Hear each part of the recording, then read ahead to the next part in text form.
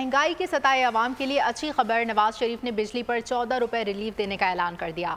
सदर नून लीग ने कहा कि अगस्त और सितंबर के बिल में पंजाब में 500 यूनिट तक इस्तेमाल करने वालों को 14 रुपए फी यूनिट रिलीफ मिलेगा। ताकीद की कि दूसरे सूबे भी इस पर अमल करें और अवाम को रिलीफ दें।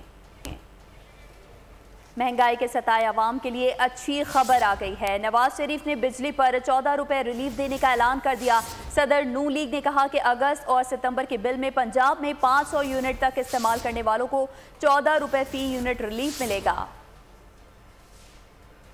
मुझे मालूम है जिस कर्ब से आप गुजर रहे हैं, मेरा इशारा महंगाई की तरफ है, ख़ास तौर पे महंगे बिजली के बिलों की तरफ है।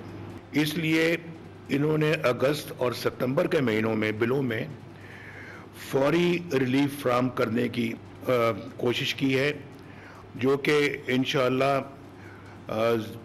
0 से 500 यूनिट कंज्यूम करने वाले जो लोग हैं, 14 रुपए पर यूनिट बिजली के रेट को कम किया जाएगा। मेरी बाकी सूबों से भी यही गुजारिश होगी, उन हुकूमतों से भी यही गुजारिश होगी कि वो भी आवाम के लिए रिलीफ की इसी तरह की सूरत हाल पैदा करें। सब्सक्राइब करें और बेल दबाएं ताकि कोई खबर रह न जाए।